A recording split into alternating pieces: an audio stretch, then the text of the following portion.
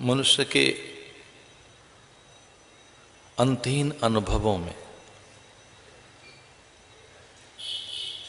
एक अनुभव आनंद का है जो स्थायी है और सबसे बड़ा।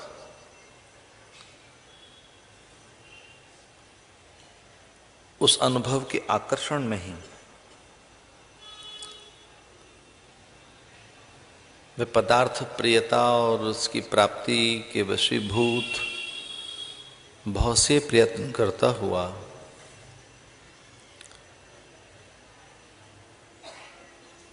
अनेक वस्तु पदार्थों के आकर्षण में उलझ जाता है।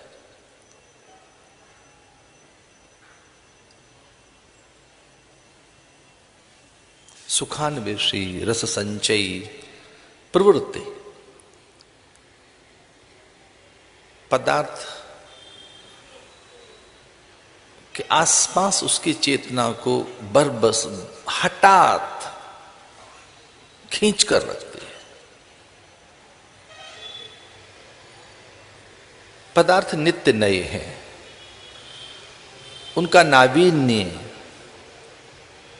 एक बड़ा आकर्षण पैदा करता है। पर कोई आध्यात्मिक प्राणी ये बात समझ सकता है कि जैसे पाश्चात्य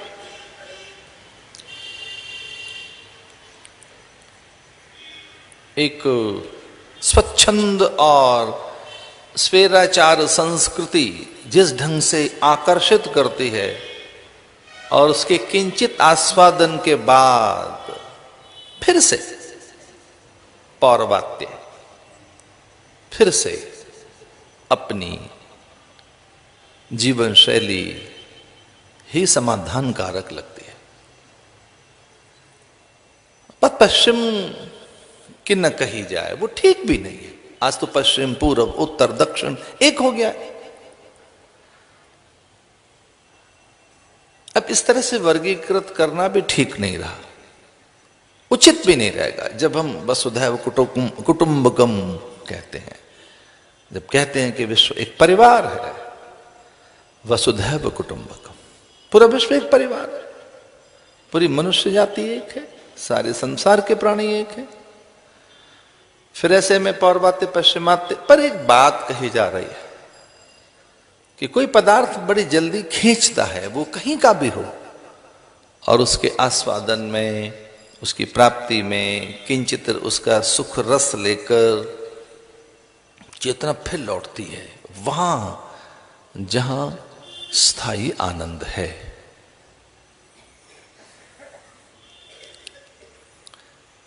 इसलिए हम अपने सुख को बड़ा करना चाहते हैं।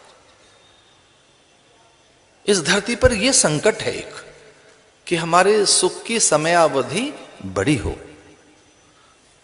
जो प्लेजर है वो लंबे समय तक टिके, वो मोमेंटरी न हो, वो कुछ पल भर का न रहे। जो सुख है थोड़े लंबे समय का रहे, और केवल सुख की दिशा में ही हमारा यह श्रम नहीं है, सम्मान की दिशा में भी, यश की दिशा में भी, कि हमारा यश थोड़ा बड़ा रहे, वो कुछ देर तक रहे, कुछ दिन तक नहीं, कुछ सालों तक नहीं। जब तक धरा का अस्तित्व है, यहां ये भौतिकीय जगत है, इस ब्रह्मांड को संचालित करने वाले ग्रह नक्षत्र हैं, तब तक ये अमरता, एक स्थायित्व, नित्यता बनी रहे। कोई बात कहूं उससे पहले ये कि आज यश या सम्मान और सुख का समय बहुत छोटा होता जा रहा है। कभी अनुभव करके देखना कि सुख की समयावधि, सम्मान की, यश की बहुत थोड़ी होती जा रही है, लंबे समय तक नहीं। अगर वो भौतिकीय दिशा में किया गया श्रम है, पदार्थ की दिशा में, वो कहीं बहिर्मुख है, बहिरंग है, कहीं आर्थिक है, भौतिक है, राजनीतिक है, नाटकीय और दिशा में है, अभिनय की दिशा में है, मंच की दिशा पर है। कितनी देर का सम्मान, कितनी देर की चर्चा, कितनी देर का यश, बहुत कम। कुछ दिन के बाद तो चर्चा ही नहीं रहती नायक के, नायिकाओं की, उनके गीतों की, अभिनय की। गए फिर दूसरे आ गए। वो कहते हैं कि नहीं लंबे समय तक रहना चाहते थे, यहां तो खो गए। कुछ दिनों के बाद जो एकदम बड़ी चर्चा सी होती है, सम्मान सा दिखता है, पूरी धरा पर जैसे छा गए हों। अभिनय की दिशा में ध्यान रखना, सम्मान मिले या संग्रह की दिशा में थोड़ा है। इसे सुख सीमित से, उसको तो बहुत वर्षों पहले ऋषियों ने कहा कि क्षण भंगुर है, तात्कालिक है। कितना सा ये यौवन अंजुरी भर पानी, कितना सा कि अंजुरी भर जल लें और कितनी देर तक उसे रख सकते हैं। ये ध्यान रहे कि जो सुख की अवधि है, भौतिकीय सुख की अवधि इतनी सी है कि अंजुरी भर जल लें और दिन भर रखें तो वो सरकता जाएगा, सरकता जाएगा। दिन तक नहीं, कई दिनों तक नहीं टिक सकता। कुछ सूर्य की रश्मियां उसे सोखने लगेंगी, या कि वो उंगलियों से रिश्ता रहेगा। और 50 तो आकर्षण अनेक हैं, तो कोई ये तो है नहीं कि उसी में उलझे रहोगे तो कब बिखर जाएगा वो अंजुरी का जल। क्योंकि कुछ और भी तो कहीं सुख लेना है, कहीं और से भी तो सम्मान पाना है। इसे यहां जो बहुत सम्मानित होने के लिए, सुख के लिए, यश के लिए, विजय जयी होने के लिए, ये एक त्रिपुरा रहस्य में मैंने कहीं पढ़ा कि विजय भूति कामना और संभू कामना की पूर्ति, यही तो एक चक्र है जीव का। और इस दिशा में संघर्ष कितना है, खोना कितना है, मिटना कितना है, देना कितना है। इस दिशा में हम विजयी बन जाए। गाथा भरी पड़ी है, युद्ध हुए इस धरती पर विजय के लिए, सीमाओं के विस्तार के लिए। मेरे परिचम रहे, ध्वज रहे, कीर्ति स्तंभ पर शिलालेख मेरे रहे, स्मारक मेरे रहे, चर्चाएं मेरी रहें। धरा को खोद कर कालपात्र जब हाथ लगे तो स्वर्ण पत्र पर, ताम्र पत्र पर अंकित हो मेरी गाथा, मेरी गाथा अंकित हो। सुख चाहते हैं हम सम्मान भी चाहते हैं, यश भी चाहते हैं, हमें पद अच्छे लगते हैं, प्रतिष्ठा अच्छी लगती है, अभिनंदन अच्छा लगता है, प्रशस्ति, विरुदावली किसे अच्छी नहीं लगती। उसके वशीभूत तो देव हमारे हित की पूर्ति में खड़े हो जाते हैं। उसके आकर्षण में तो समूचे देव सत्ता हमारी सुख वांछाओं या हमारे मनोरथ की सिद्धि के लिए हमारे द्वार पर आ जाते हैं। स्तुतियों में तो बड़ा आकर्षण है। सम्मान उनका किया जाए तो हम सम्मानित हो जाएंगे। पर मैं तो आनंद की बात कर रहा था। अनुभव है वो एक बड़ा अनुभव है आनंद का। वो अनुभव किसी वस्तु के आश्रय में नहीं है। बस उस आनंद के अनुभव की दिशा में थोड़ा सोचें तो वो वस्तु सापेक्ष या पदार्थ सापेक्ष नहीं है। वो वस्तु के आश्रय में नहीं मिलेगा, वो किसी रूप के आश्रय में नहीं मिलेगा। से रूप और वस्तु और पदार्थ के आश्रय में, उसके संग्रह संचय में, उसके भंडारण के बाद कहीं आनंद मिला है ऐसा नहीं होगा। वो सुख मिल सकता है, वो कुछ देर के लिए, वो सुख वांछा होगी, वो एक बड़े अहंकार की पुष्टि के लिए बड़ा भंडारण आपका हो सकता है कि मेरे भंडारण में, मेरे संचय में इतना अधिक है जितना और नहीं है। तो वो हमारे अहंकार की पुष्टि कर सकता है या हमें और प्रकार की सुख वांछाएं दे सकता है। क्योंकि हम स्पर्धा के युग में जीने वाले प्राणी हैं तो कुछ थोड़ा आगे बढ़ा हुआ दिखेंगे, थोड़ों से औरों से भिन्न दिखेंगे कि कोट कंगूरे अट्टालिकाएं, वाहन, भवन, भूमि विस्तार कुछ थोड़ा हमारा अधिक है अन्य की अपेक्षा। तो उस स्पर्धा में कहीं आगे तो दिखे ना हम, इतना सा सुख है बस। ये बहुत अगर समूह है और उसके शासक हैं आप, तो गडरिये जैसा सुख है, ये मेरी बहुत पुरानी बात है, इसको बुरा ना मानना। अगर बड़े किसी समूह के शासक हैं, किसी बड़े समूह का आप नेतृत्व कर रहे हैं, किसी बड़े समूह और झुंड के स्वामित्व का आपको अधिकार मिल गया है, तो आप में और गडरिये में बहुत ज्यादा अंतर नहीं। गडरिया के पास भी 400-500 भेड़े हैं, आपके पास भी उतने लोग होंगे। गडरिया किनकर बताता है कि पिछले साल तो 300-400 भेड़ें थी, इस बार तो 500-600 हो गई। देखो मैं भेड़ों को हाँकता हूं, और कहीं हम इस चक्कर में पड़ जाएंगे, देखो पहले तो चेले इतने थे, अब लगभग कंप्यूटर में गिन के देखते हैं तो ज्यादा बन गए, अब ज्यादा हैं शायद, इसलिए और बांटते रहो रेवड़ी की तरह से मंत्र, और बताते रहो कि आओ भाई मंत्र ले लो। तो देखो फिर पता लगा कि 2014, 15 और 50 में हमारा ग्राफ कहां जाएगा। हो सकता है कि भाई वो गडरिये जैसा ही सुख हो, उससे ज्यादा नहीं। मैं आनंद की बात कर रहा था। आनंद वस्तु सापेक्ष नहीं है, नहीं, वो पदार्थ सापेक्ष नहीं है। एक और बात, वो श्रम साध्य भी नहीं है, वो श्रम साध्य नहीं। एक और बात, वो साधन साध्य भी नहीं है। इसे उसमें तो श्रम है, न साधन करना है, न कहीं जाना है, और इतना हो सकता है कि आवरण भंग करना है, इतना हो सकता है कि वो अनावृत करना है बस, जो कि बिल्कुल पास है, उसका आवरण भंग करना है। वो तो वेद भी संकेत देता है कि सोने का पात्र है, हिरण्य में पात्र, वो ढका हुआ है। वो तो जगह जगह से संकेत मिलते हैं, कोई अमृत चषक है भीतर और वो ढका हुआ है। वो कुछ मुद्राओं में जो 10 मुद्रा समाराध्या आदि ऐसा आया पराम्बा के लिए, कि वो मुद्राओं में फिर उसमें एक जो बड़ी मुद्रा है, खच्चरी मुद्रा, फिर उसमें कहीं कोई जो योगी अमृत की अनुभूति करता है कि उसमें कहीं अमृत टपक रहा है।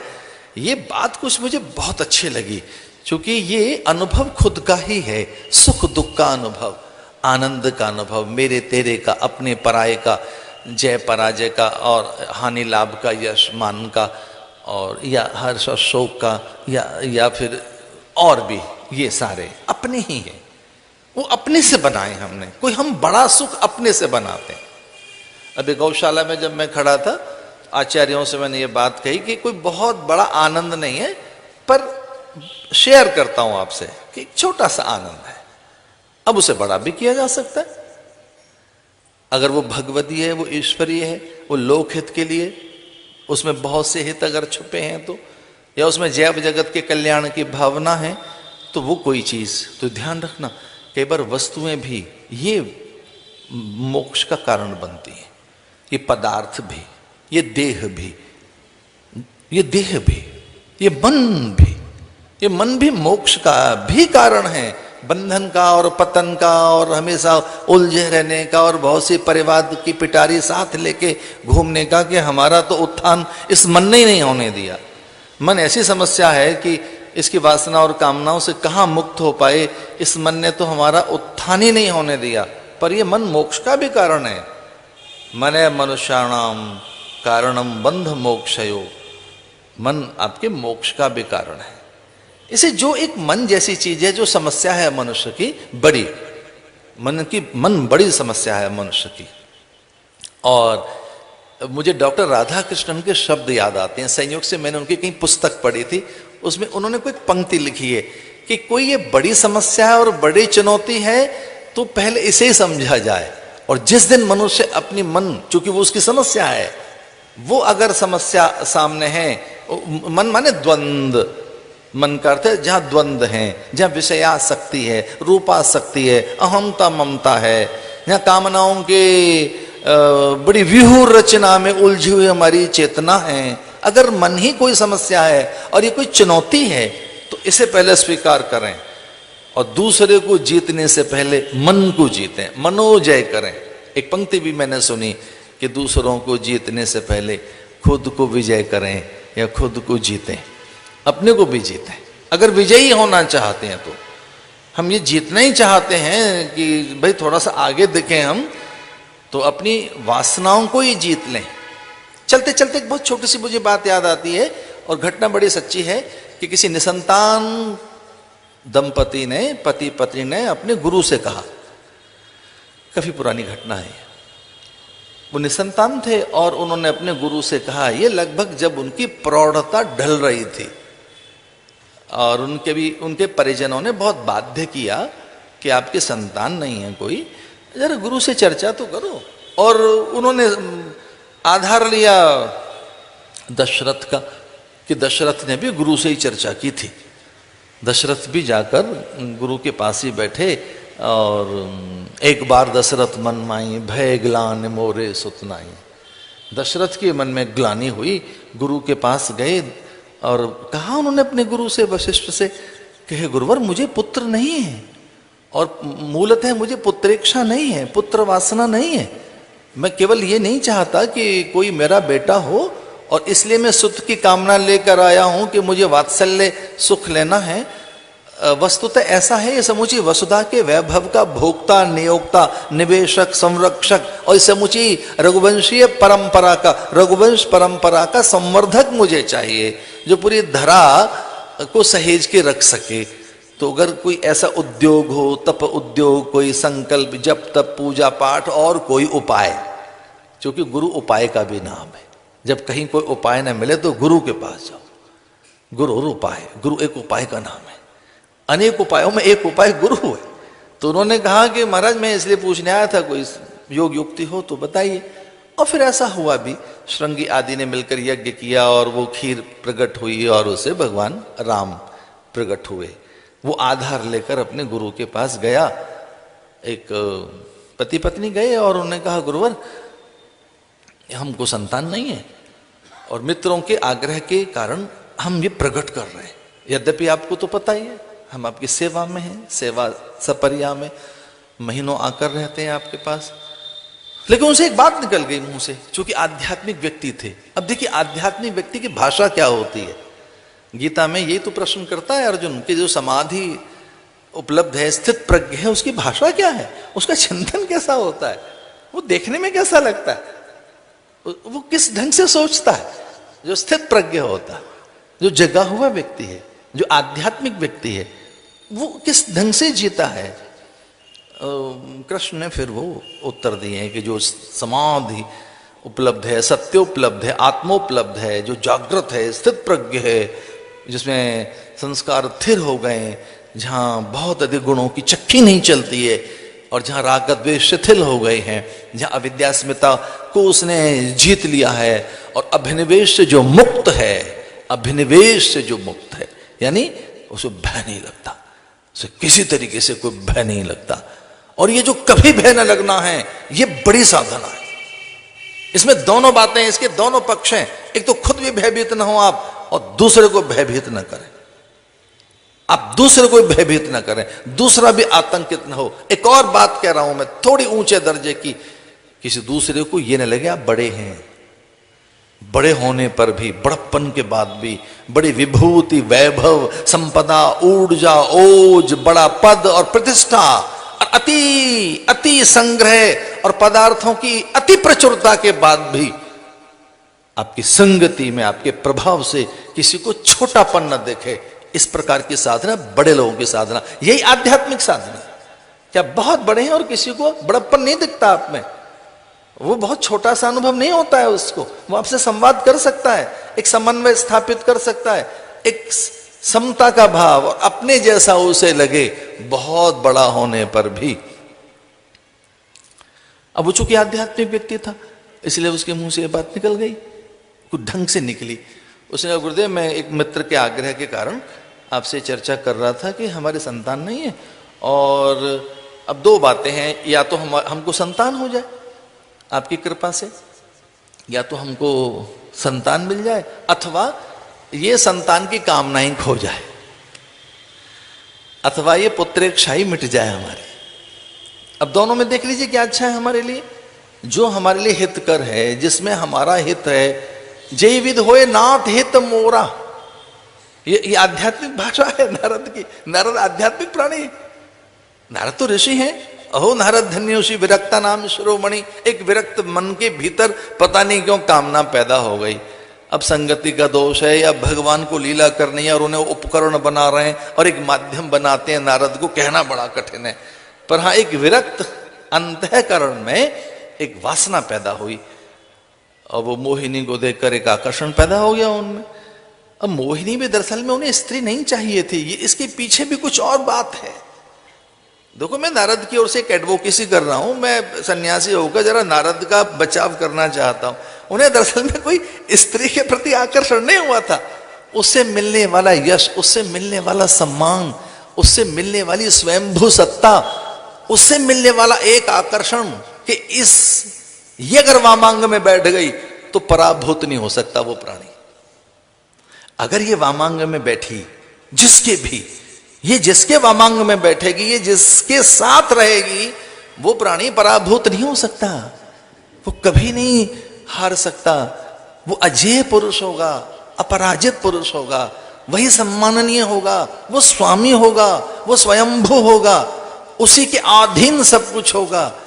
तो नारद को एक ऐसा भी लगा कि रोज रोज का रगड़ा झगड़ा, ये कामना वासनाओं का, ये रोज रोज मेरे मन में कुछ कुछ नए नए आकर्षण पैदा होते हैं, मैं रोज लड़ता हूं मन के साथ और संसार से, झगड़ा तो खत्म होगा कम से कम। ये रोज का लड़ना मेरा संसार के साथ, रोज नई नई कामनाएं कुकुरमुत्ते की तरह से उगाती है मेरे भीतर।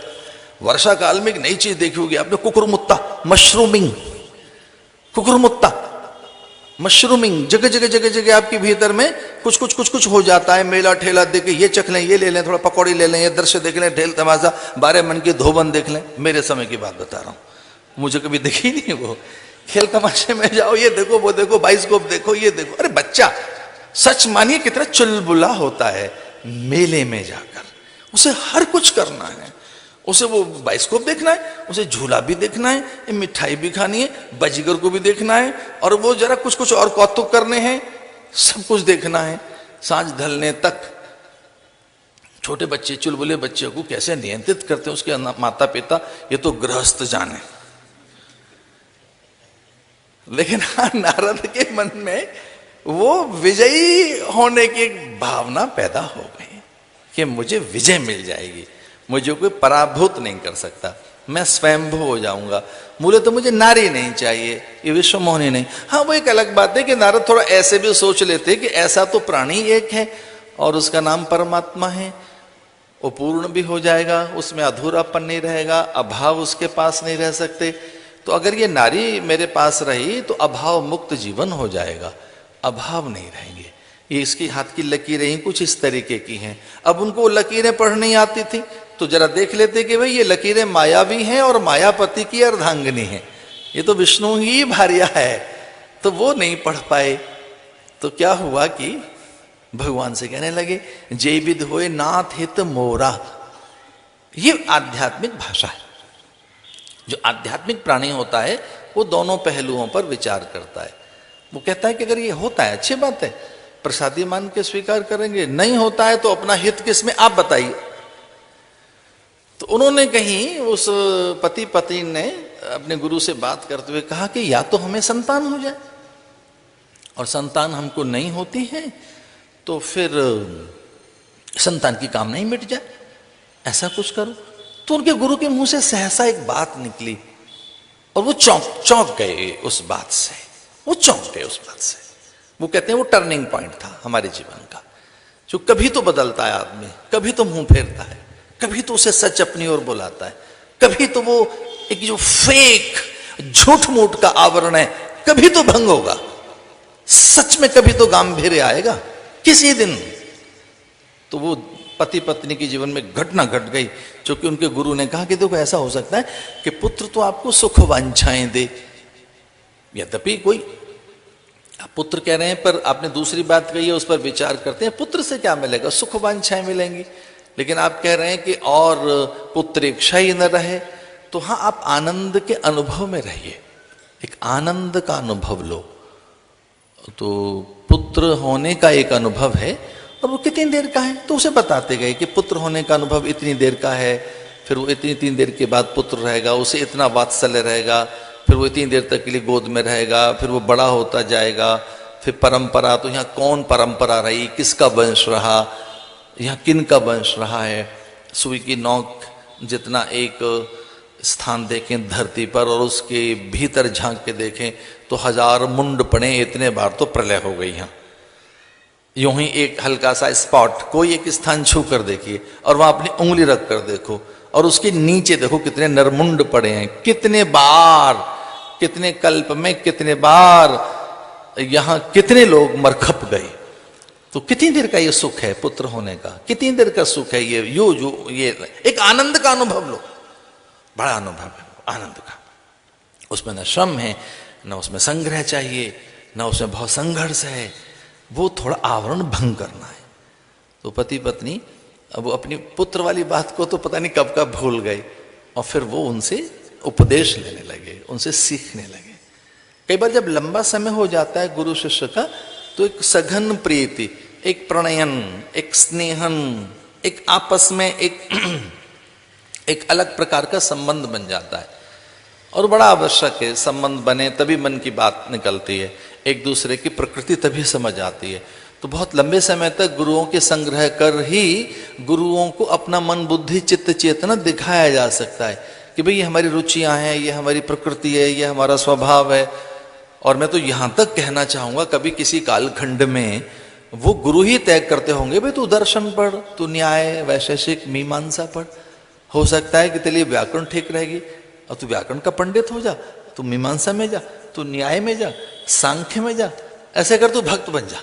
चलो भाई ये वहां जाएंगे, ये दार्शनिक बनेंगे, ये योद्धा बनेंगे, सैनिक बनेंगे, वास्तुकार, शिल्पकार, ये तो चिकित्सक बनेगा और ये बहुत अच्छा गुप्तचर हो सकता है। ये गुरु ही तो तय करते होंगे बहुत बड़े अध्ययन के बाद, उसकी प्रकृति तय करके छत्र बनेगा, सेनापति, और ये बहुत बड़ा रथी अतिरथी बन सकता है, अथवा इसी को सेनापति और ये तो प्रधानमंत्री बन सकता है। और तो और हद हो गई, एक गुरु ने तो ऐसे ही एक गडरिये के बालक की बाह पकड़ के कहा कि चल तू राजा बन जा। और तो और यहां तक हो गया कि गडरिया और एक चरवाहे का बालक, उसकी बाह पकड़कर गुरु ने कहा कि भाई इधर आ, और कौन है कि जी मैं तो गडरिये का बालक हूं, मैं तो चरवाहे का बालक हूं और मेरी माँ विधवा है और मैं अपने मामा के यहाँ रहता हूँ। अच्छा ये जो झोंपड़ी है सामने आपकी, हाँ ये हमारी झोंपड़ी है, मेरे मामा की झोंपड़ी है। और तेरे मामा के पास क्या है? भेड़े हैं, बकरियां हैं मेरे मामा के पास।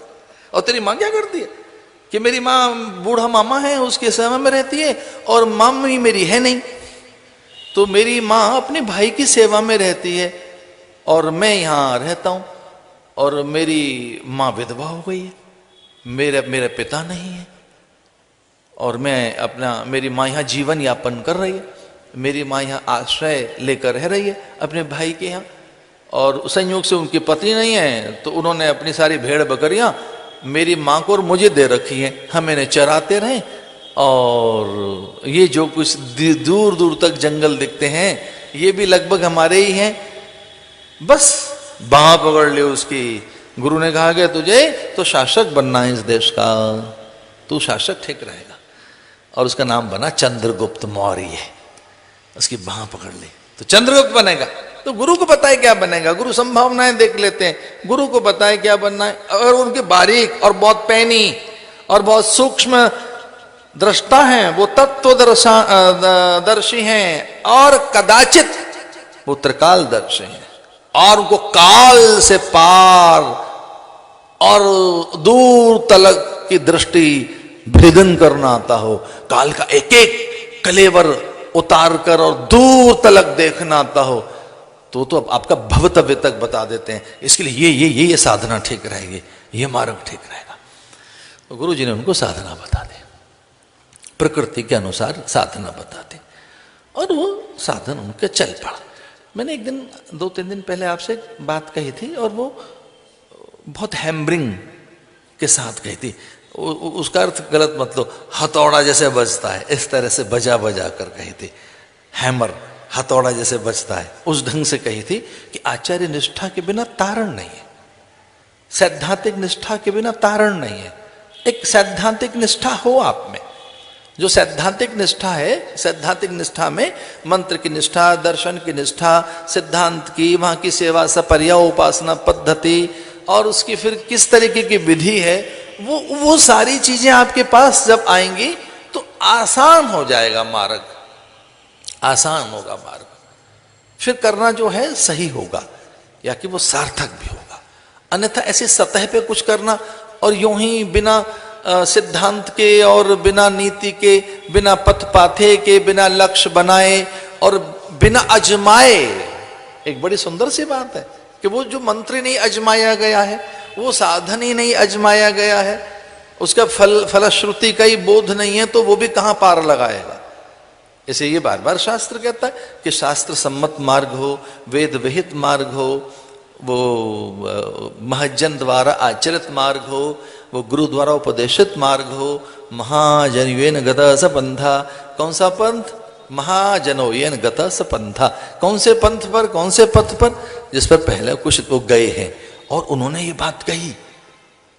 उपनिषदों में आता है कि भाई बहुत कठिन है, बहुत कठिन है। छुरस्य धारा निशता दुरतया दुर्गम पथस्थ कवयो वदंती।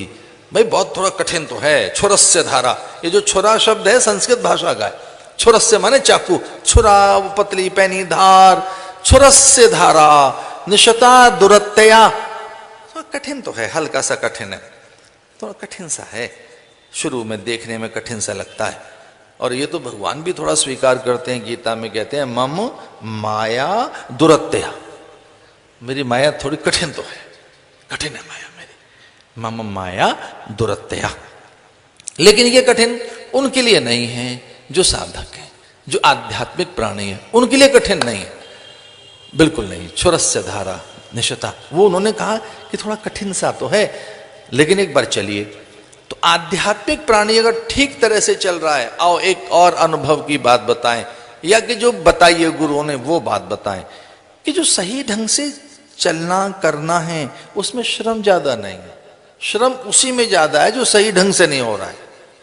जब आप सिस्टम से नहीं चल रहे हैं, आप कुछ और ढंग से चल रहे हैं, आपकी साधना में कहीं कोई मनमुखी साधन तो नहीं है आपका, अपनी ओर से ही कुछ कर रहे हो आप। आपकी जो साधना है उसमें कहीं आपने अपना ही तो कोई सेल्फ ट्रैक तो नहीं बना लिया। ध्यान रखना, महाजनोयेन गतः स पंथा, उधर से चलिए जिधर से महापुरुष गए। ये जिन्होंने ये बात कही, दुर्गम पथस्थ कवयो वदंती, थोड़ा कठिन तो है, पहुंचा जा सकता है उस रास्ते से। उत्तिष्ठत जागृत, जरा ऐसे अपने को पहचानते हुए। मैं बात कह रहा था कि आनंद एक अनुभव है जो पदार्थ सापेक्ष नहीं है। फिर क्या है ये चिंतन सापेक्ष है, एक ज्ञान सापेक्ष है, ये विचार का निवेश इसमें करना पड़ेगा। जो आनंद है वो बड़ा अनुभव, आनंद एक बड़ा अनुभव है, तो वो विचार सापेक्ष है, वस्तु सापेक्ष नहीं। थोड़ा विचार से कुरे दो उसको, विचार से, और ज्ञान डालकर, थोड़ा वैराग्य डालकर, थोड़ा संयम डालकर, ये उस कुएं में गिरे हुए पात्र को निकालना है जो पता तो है पड़ गया है। एक बड़ी मजेदार बात बताऊं, मैं जब गुरुजी की सेवा में था, हमारे विद्या गुरुजी की सेवा में, तो कुएं में बाल्टी गिर गई और उसे मैंने निकाला। एक लंबा चौड़ा वहां कांटा था, कांटे ऐसे नुकीले एंकर, 1 2 3 4 5 6 7 8 10 छोटे छोटे छोटे छोटे छोटे नुकीले एंकर कांटे, और वो इस तरीके की श्रृंखला एक रस्सी से बंधे हुए हैं। और देखिए आप सुनकर आनंदित होंगे मैं क्या कह रहा हूं, कुएं में उसको मैं घुमा रहा हूं इस तरीके से, ऐसे धीरे धीरे धीरे, बहुत संयम के साथ। और एक बार को ऐसा लगा कि वो कांटा कहीं फंस गया, और वो मेरा अनुभव है, बाल्टी हमने निकाल दी। मुझे ऐसा लगा कि मैंने धरती जीत ली, बाल्टी क्या निकालती। क्योंकि हमारे महाराज जी ने कहा कि भाई वो अष्ट धातु की है और जरा उसे वो विशेष पूजन चलता है और जरा उसे ढूंढो। क्योंकि मेरे मन में ऐसा आ गया था, बाल्टी खो गई क्या फता गई है, दूसरी ला देंगे, तीसरी ला देंगे, बाल्टियां तो बहुत है। पर महाराज ने कहा नहीं, एक तो ये, और दूसरा ये भी था कि महाराज जी का अनुभव देना चाहते थे कि क्या इतनी पेशेंस इसमें है, इतना धैर्य कि ये बाल्टी निकाल कर ला सके। और दूसरा वो एक नया अनुभव मेरा बन गया कि हमने पात्र कुएं में कूदे बिना, कल्पना कर सकते हैं मैं कुएं में नहीं कूदा और पात्र निकाल दिया हमने, लेकिन निकला कैसे, कुएं तक रस्सी डाली गई और रस्सी में एक यंत्र लगाया गया और लीजिए पात्र निकल आया। हमारा जो आनंद खो गया है वो विचार रूपी रस्सी डालो और ज्ञान का कांटा डालिए, थोड़ा पेशेंस के साथ आपका आनंद निकल आएगा, आपका आनंद निकल आएगा। सच में देखो, सुषुप्ति काल में आप उससे मिलते हैं, सुषुप्ति काल में आपको आपके आनंद का परिचय मिलता है। मैं निद्रा की बात नहीं कर रहा हूं, नो, निद्रा में नहीं। और निद्रा में भी, निद्रा की भी कई स्टेट हैं, स्लीप स्टेट कई हैं, एक नहीं है निद्रा की। एक वो निद्रा जो स्वप्न रहित है उसे निद्रा कहेंगे। पहली बात तो ये, इसमें ड्रीमिंग होती रहती है, इसमें सपना चलता रहता है। जाकर डायरी में लिखो वो नींद नहीं है, वो कुछ और हो रहा है, वो नींद में उपद्रव है, वो नींद का उत्पात है, वो निद्रा की विकृति है, वो निद्रा तो कतई नहीं है। अगर निद्रा में आप में कुछ और कुछ हो रहा है, वो नींद नहीं है। अरे वो तो वहां भाग्यशाली लोगों को नींद मिलती है, नींद तो किसी किसी को आती है, बाकी तो आजकल नींद किन्हें आ रही है, ड्रीमिंग चल रही है लोगों में, कुछ कुछ सोच रहे हैं कुछ। नींद तो बहुत ऊपर की चीज है।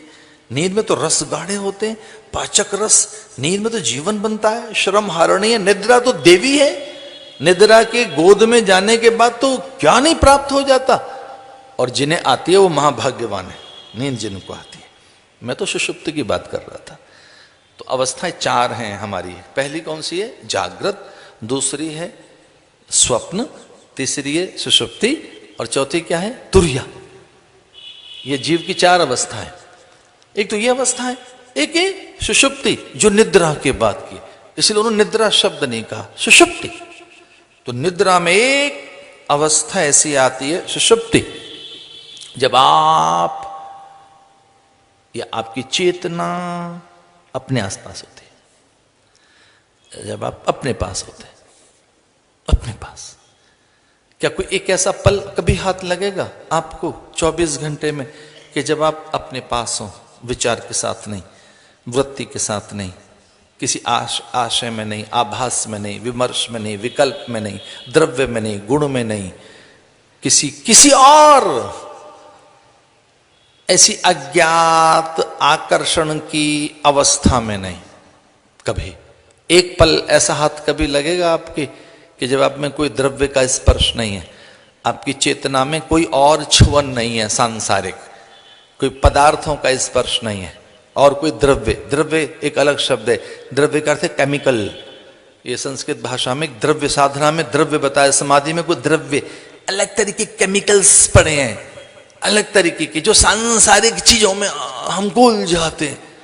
वो रस भोगने लगेंगे, और कुछ तो उस समय भोग कर रहे हैं, मीठा मीठा आनंद आता है, हमारा थोड़ा सपना सा दिखता है, थोड़ी बांसुरी सुनाई देती है, और कुछ कुछ मुझे लोग आकर कहते हैं कि हमारा, हमको तो प्रकाश दिखता है, तो वहां भी भोग करना चाहता है आदमी। अच्छा, वहां भी रस करना चाहता है, वो द्रव्य है कुछ इस तरीके का।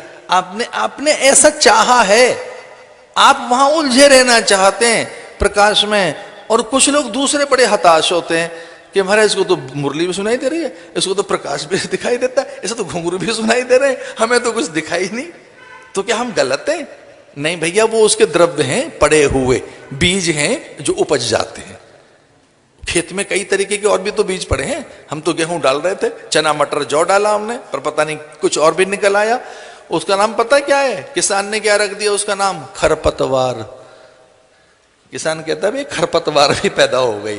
तो एक ध्यान में खरपतवार ऐसे पैदा हो जाती है। आप द्रव्य के आश्रय में न रहें, कोई विकल्प न हो, कोई आप में आभास न हो, कोई आशय आप में न रहे, आपके संज्ञान में पदार्थ और उसकी प्रतीति न रहे, तब क्या होगा? तब आप होंगे। और वो सुषुप्ति काल है, वो सुषुप्ति काल है।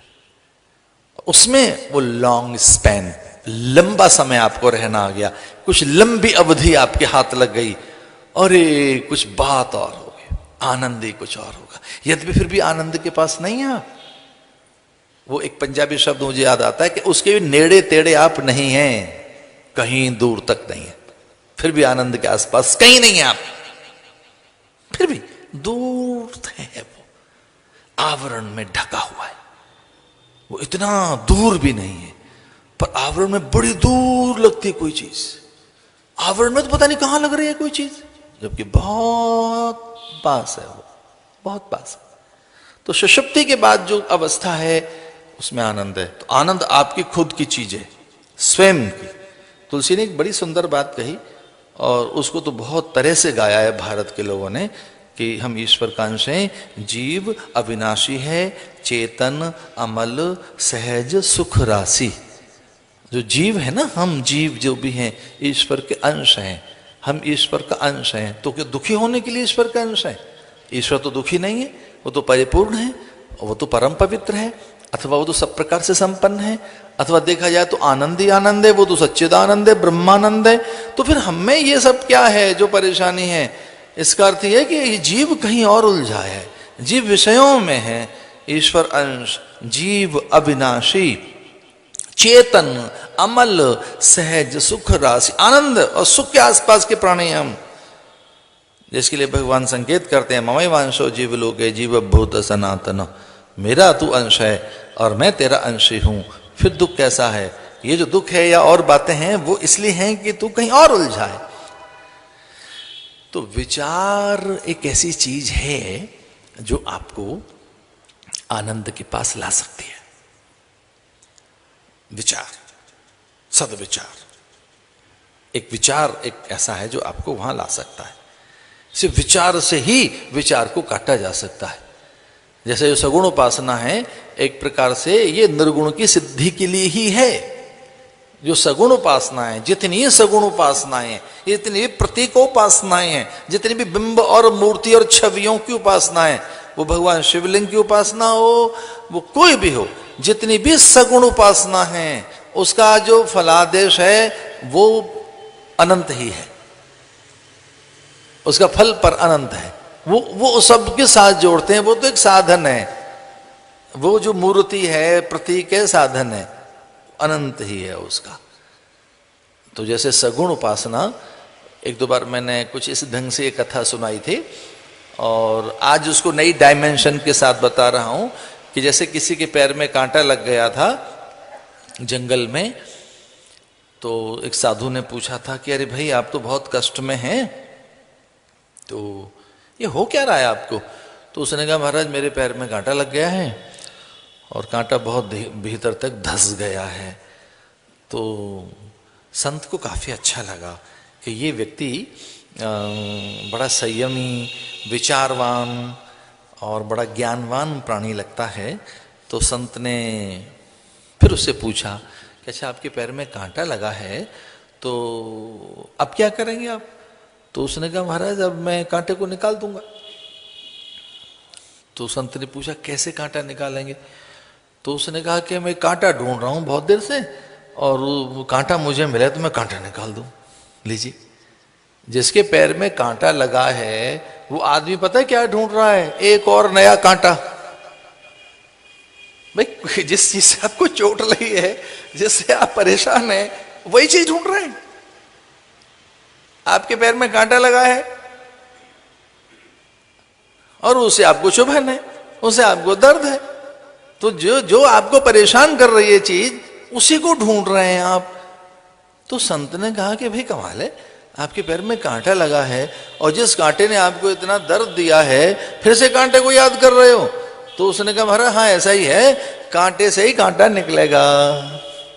और ऐसा संत ने देखा कि वो अब जागृत अवस्था में कांटा डाल रहा है। कांटा मिल गया उसको नुकीला, और नुकीला कांटा ढूंढ के लाया वो, खूब पतला। लेकिन वो जो अब कांटा डाल रहा है उसमें दो बातें हैं। एक तो कांटा उसके हाथ में है, जानकारी के साथ डाला जा रहा है, बहुत युक्ति के साथ, और मांस को कुरेदते हुए कि ज्यादा खून न निकले, ज्यादा दर्द न हो। उसने तो बाएं हाथ से अपनी एड़ी को भी दबा के रखा हुआ था कि रक्त एक तरफ चला जाए और एड़ी सख्त हो जाए तो भीतर भीतर भीतर धीरे धीरे कांटा डालता हुआ। और जब उसे पता लगा कांटा यहां है तो उसे हिलाने लगा। आपके पैर में कभी कांटा लगा हो तो समझ सकते हैं मेरी बात, मेरे तो लगा है इसलिए मैं बता रहा था। तो वो क्या हुआ कि एड़ी को दबाकर कस के पकड़े आप और रक्त को एक और उसके प्रवाह को बांध दें, धीरे धीरे धीरे करके आप उसे हिला रहे हैं और उसकी जड़ तक पहुंच गया वो कांटा जो आपके हाथ में कांटा है। और उसने उसको हिलाना शुरू किया और धीरे धीरे धीरे धीरे पता लगा कि कांटा निकल गया। अब कांटा निकल गया, अब कांटा निकल गया तो दर्द भी गया। दर्द तो तब तक था ना जब तक कांटा था। तो उसने फिर देखा कि उसके चेहरे पर रौनक लौट आई। तो संत ने पूछा अब क्या हुआ? बोले महाराज दर्द नहीं है, अब दर्द नहीं, अब पेन गया। दर्द गया? हाँ। तो दर्द कैसे चला गया? बोले महाराज कांटे के निकल जाने के बाद दर्द चला गया। अब एक नई बात मैं आपसे पूछता हूं कि जो उसने कांटा डाला था उसका क्या हुआ? वो जो उसके हाथ में कांटा था उसका क्या हुआ? वो उसी समय छूट जाता है जब वो भीतर वाला कांटा निकल जाता है। उसी समय छूट जाता है। वो आदर पूर्वक घर लेकर नहीं आता उस कांटे को कि चलो उसकी दिया बाती करेंगे, इसकी पूजा पाठ करेंगे और इसको तो लिखेंगे, पीढ़ियों को बताएंगे ये वो कांटा है जिसने मेरा कांटा निकाला था। मुझे हृदय से क्षमा कर देना, कई बार बहिरंग उपासना ऐसे छूट जाती है। तत्व के साथ जब साधक एकीकृत हो जाता है, एक्चुअली वो छोड़ना नहीं चाहता, छूट ही जाती है। वो छोड़ना नहीं चाहता। सीढ़ियां तो तब तक हैं जब तक आप छत पर नहीं चढ़े। एक बार छत पर चढ़ गए तो सीढ़ियां हो गई। सीढ़ियों का काम आपको चढ़ाने का है, तो कुछ साधन ऐसे हैं कि चढ़ाने का है। तो वो जो विचार आप डालेंगे, वो जो साधन आप डाल रहे हैं, वो ज्ञान की युक्तियां जो आप डाल रहे हैं भीतर अपने आनंद तक पहुंचने के लिए, वो जरूर काम की हैं और वो नियम चाहती हैं। मैं फिर से लौट कर आ रहा हूं, वो आचार्य निष्ठा के अनुकूल हों।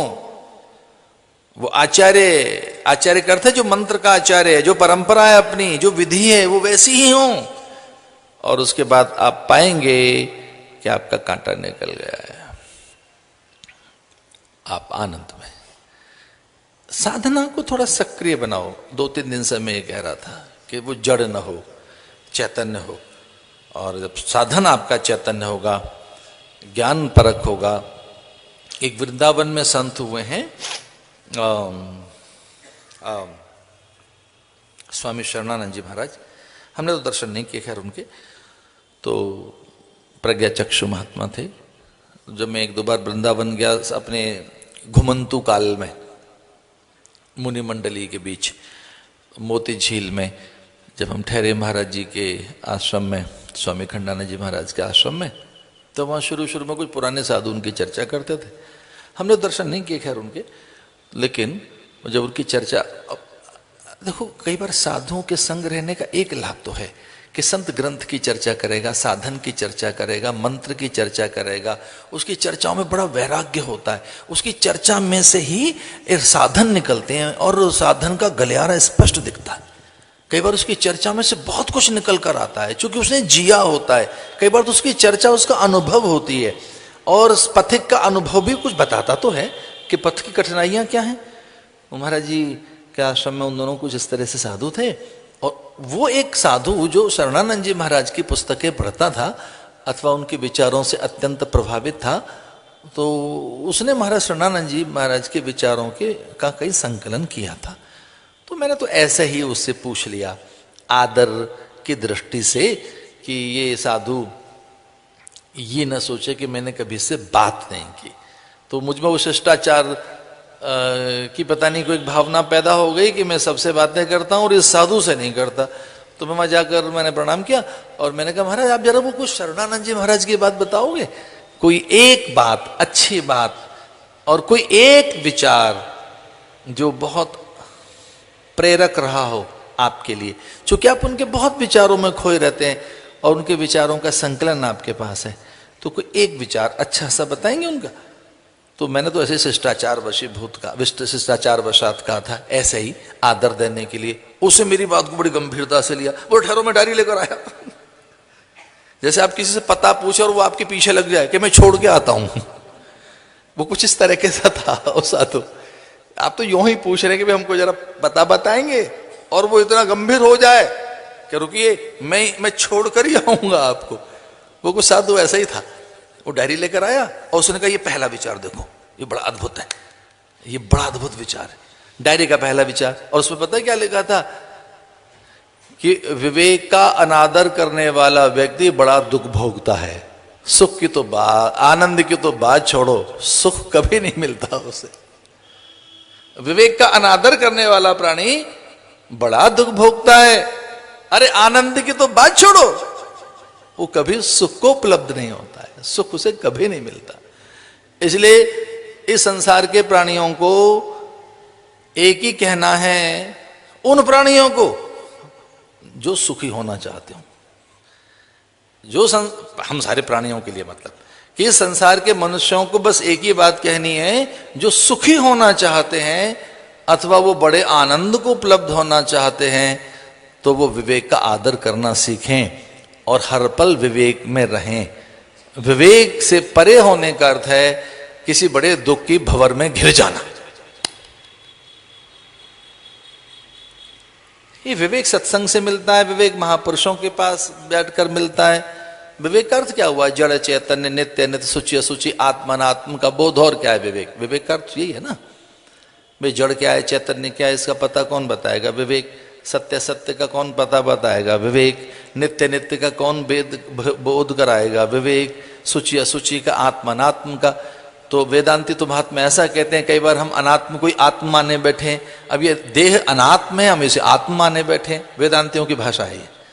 तो वेदांती कहते हैं कि अनात्म वस्तु को आत्म मान लेना, अनित्य वस्तु को नित्य मान लेना, झूठी वस्तु को सच मान लेना, मरी हुई वस्तु को जीवित मान लेना। जो परिवर्तनशील वस्तु है, परिणाम में दुख और मृत्यु जिसके भाग्य में लिखे हैं, और उसी के सहारे अपनी नैया पार होगी। बात तो सही है, पर यह पदार्थ अनित्य है, नित्य है, अनित्य है, नित्य नहीं ये पदार्थ, और हम सत वस्तु के आकांक्षी हैं।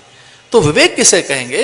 तो विवेक ऐसी चीज है जिससे सत्य असत्य का, सत असत का, नित्य अनित्य का, शुचि असुचि का, आत्मनात्म का, अपने पराये का, झूठ सच का बोध हो जाता है, या भेद कर देता है। एक पूरा भेद जो दे दे, अलग अलग कर दे कि ये सच है और ये सच नहीं है। तो जो मिथ्यात्व को जो तोड़ता है वो विवेक है। तो कई बार विचार की साधना ही विवेक का प्रकाश करती है, और ये विवेक का प्रकाश है, जो विवेक की लाइट है, उसमें चीज चमकने लगेगी। दोनों, अगर वो झूठी है तो दिखेगी नहीं, साची है तो उस पर लाइट पड़ेगी। बस विवेक का एक ये है, विवेक का जो फोकस है, बस उसका परिणाम ये है। इसको फिर से याद कीजिए और नोट कीजिए कि जो विवेक का फोकस है, विवेक एक ऐसी लाइट है कि जब वो कहीं पड़ेगी, विवेक की लाइट वो टॉर्च की तरह से, कि विवेक का जहां फोकस आएगा वहां असत्य तो रहेगा नहीं, दिखेगा नहीं, सत्य रह जाएगा। विवेक के प्रकाश में असत्य नहीं दिखता। जैसे आपने सपने में धनवान हो गए, सपने में किसी बड़ी हवेली के स्वामी बन गए, और कल्पना करो महलों के मालिक बन गए, और बड़ा आनंद ले रहे हैं सपने में, कैसे हम तो महलों के मालिक हैं। और अब आंख खुल गई आपकी, तो जैसे आंख खुल गई तो वो महलों वाला सुख तो उसी समय छूट गया। जैसे सपना टूटा कि सुख दुख छूटा सपने का, वैसे ही विवेक है। तो विवेक में जो मान्यताएं भ्रामक, वो उसी समय छूट जाती है। इसे विवेक का अर्थ हुआ कि पाले हुए भ्रम या हमारी मूढ़ता अथवा हमारी जागतिक और भौतिक सुख की मान्यताएं उसी समय खो जाती है, उसी समय। और फिर हमारे पास जो रह जाता है बचा कुचा, वो सत्य ही रह जाता है, जो आप स्वयं हैं, जो आपके पास का आनंद है, और फिर उससे ऊपर की कोई चीज नहीं।